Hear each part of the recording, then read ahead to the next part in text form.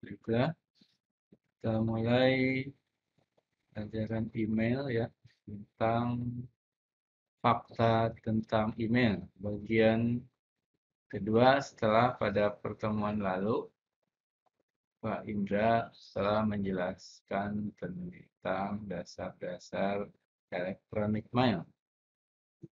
Nah,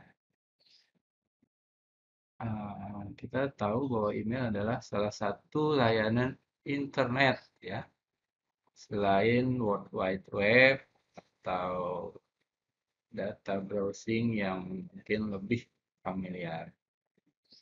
Tapi layanan email ini tidak kalah penting ya.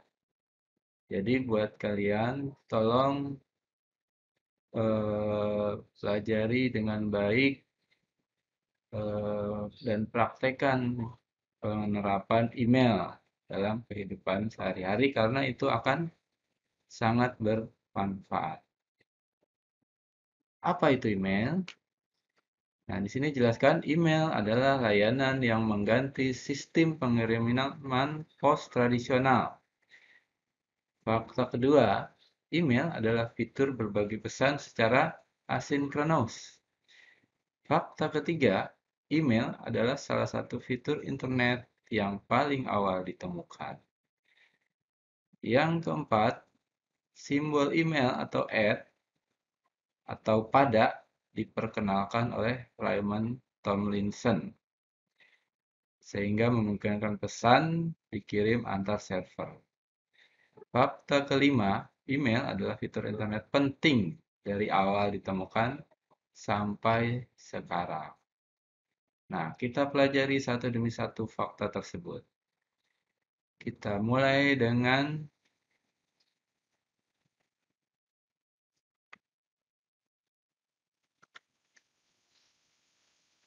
email adalah layanan yang menggantikan sistem pengiriman pos tradisional. Jadi dahulu mungkin kalian belum lahir ya, itu orang berkirim pesan menggunakan pos, layanan pos.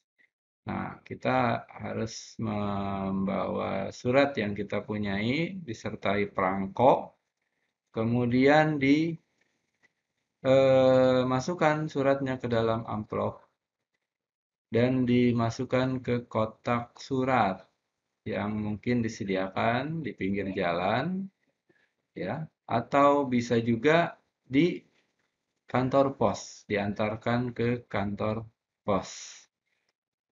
Nah, cara lain sesudah surat itu kita masukkan, maka sistem pos akan berjalan. Dia mulai menyortir surat di kantor pos berdasarkan daerah tujuan, lalu mengirimnya dengan berbagai kendaraan. Yang dekat itu bisa menggunakan jalur darat ya. Yang jauh bisa menggunakan jalur laut atau udara. Tapi seiring perkembangan teknologi, surat-surat yang jauh dikirim melalui jalur udara atau air mail istilahnya. Tapi tetap itu membutuhkan waktu yang tidak sebentar. Kadang-kadang eh, 2 hari, kadang-kadang seminggu, ya bahkan bisa sampai 3 minggu sebelum surat itu sampai di tujuan. Nah, sistem pos itu menggunakan sistem email ya, elektronik mail itu menggunakan pendekatan dan teknik yang sama dengan pos. Jadi dia secara digital itu memiliki post office server. Jadi setiap server itu akan eh, menerima pesan-pesan yang akan dikirim mulai dari yang kita kirim lalu masuk ke server mesin kita sendiri, lalu mesin kita akan mengirim ke server mesin lain. Kadang-kadang tidak langsung, ya. Jadi meloncat ke server terdekat, lalu mendekati server tujuan. Nah, setiap pesan itu melompat, itu di istilahnya satu hops ya. Satu lompatan, lompatan. Jadi semakin banyak server yang harus dilompati, maka eh, pesan yang kita kirim mungkin akan semakin lama sampai di inbox ya atau di kotak surat tujuan. Nah, seperti itu kurang lebih cara kerja email. Nah, Bapak sendiri mulai memiliki email pribadi sekitar tahun 94 ya, sampai sekarang masih digunakan emailnya.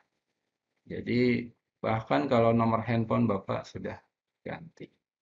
Jadi ada salah satu ilustrasi tentang bagaimana layanan email itu mulai mendisrupsi ya, menggantikan kantor pos.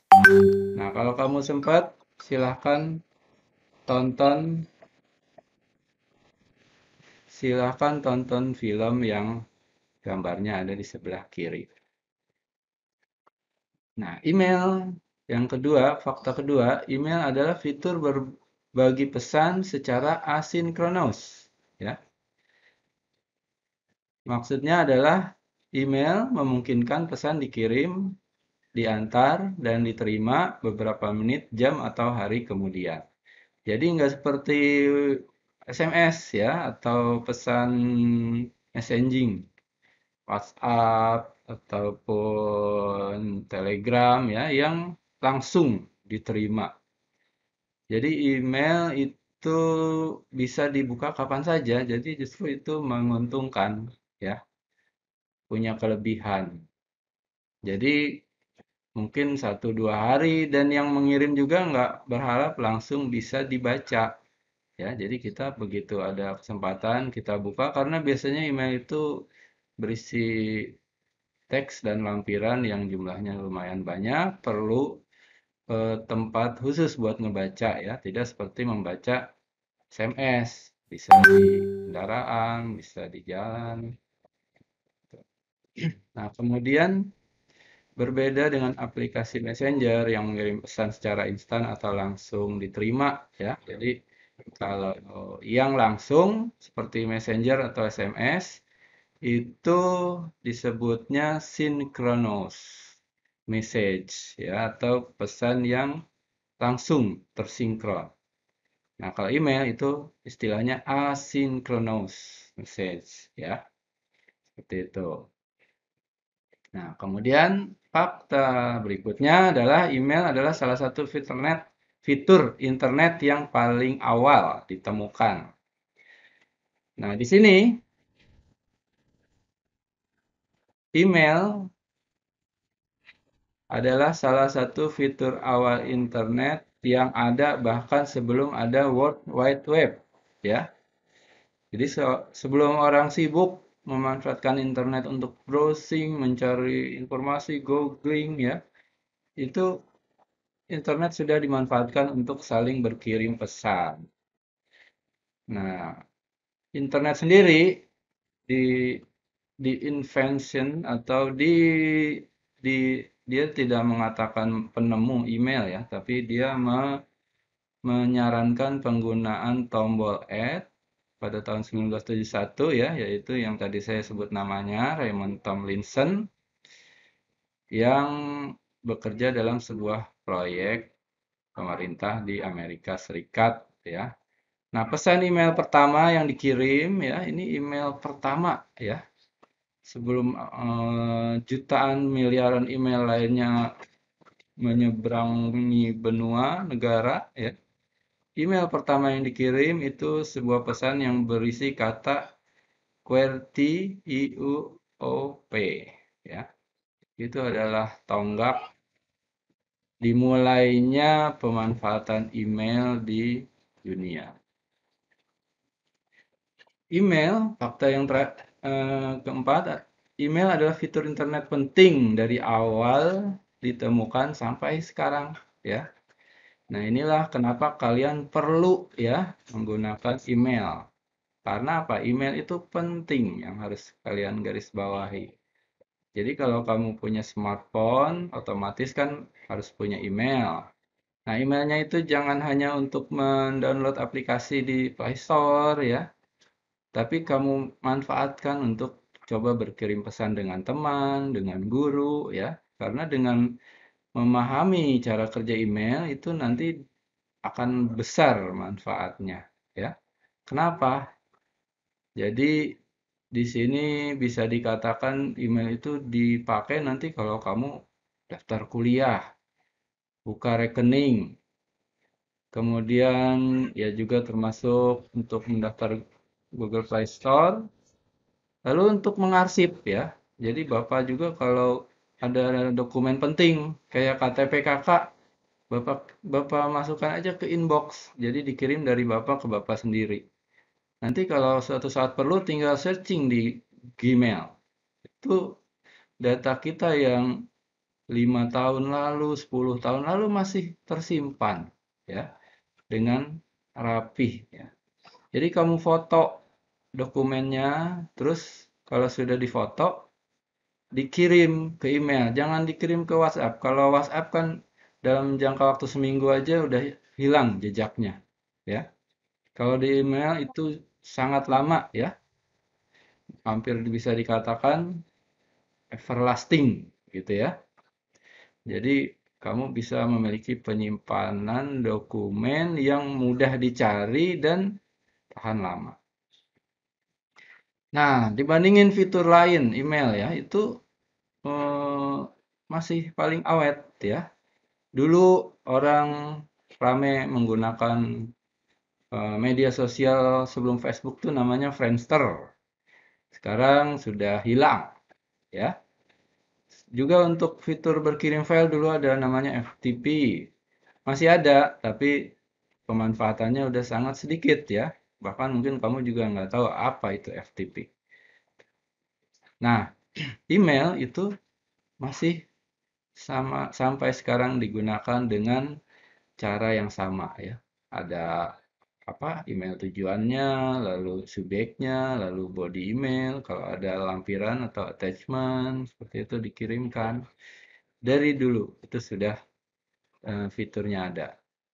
Jadi sangat awet ya dan memang email itu bisa dikatakan lebih penting dari nomor telepon. Kalau ya Bapak nomor sudah mungkin 2-3 kali berganti sejak Bapak punya handphone di tahun sekitar 1999 ya. Sampai sekarang. Mungkin 3 kali ganti nomor. Tapi email tetap ya. Jadi teman Bapak yang sempat teman kuliah dulu ya masih bisa berhubungan karena masih tinggal mengirim ke email Bapak yang 20 tahun lalu. Seperti itu. Kalau nelpon ke nomor yang dulu mungkin udah nggak nyambung ya. Jadi itulah kenapa dikatakan email sangat penting. Nah, terus email juga bisa dijadikan dikatakan sebagai benteng terakhir keamanan data pribadi kita ya. Jadi kalau kamu transaksi perbankan itu validasi verifikasinya ke email kita ngirim biasanya ya. Jadi kalau email kita terpenetrasi oleh hacker atau diambil oleh orang lain ya, itu bahayanya sangat besar ya. Bisa tabungan kita hilang, bisa identitas kita diketahui ya atau dia menggunakan identitas kita untuk kepentingan dia ya seperti minjem uang ke teman-teman kita padahal bukan dari kita ya. Jadi jaga email kalian sebaik-baiknya. Itu. Jangan sampai dibuka atau dikuasai orang lain. Nah, terus yang terakhir, nih simbol email diperkenalkan oleh Raymond Tomlinson. Ini tonggak dari mulainya email dimanfaatkan. Jadi, kenapa simbol @ ini penting? Karena @ itu memisahkan antara apa user ID dan host ID ya. Jadi user ID itu artinya identitas pengguna, host ID itu identitas server. Begitu. Jadi seperti contoh nih adiwirawan@belgia83.net. Nah, berarti adiwirawan pada server belgia83.net. Nah, Bapak punya teman yang kerja di UI namanya Iman Sopanda @IACID begitu. Jadi Iman Sopanda pada server UI ACID. Seperti itu ya. Jadi penggunaan ini dulu email pesan itu hanya di dalam satu jaringan kecil. Tapi dengan adanya simbol maka email bisa menyeberangi mesin server yang berbeda, menyeberangi negara yang berbeda, menyeberangi benua yang berbeda. Seperti itu ya. Jadi sebagai penutup ya, Bapak harapkan tugas-tugas yang di pertemuan awal tentang email dikerjakan. Nanti Bapak nilai. Nah, kemudian karena kita masih situasi belajar jarak jauh,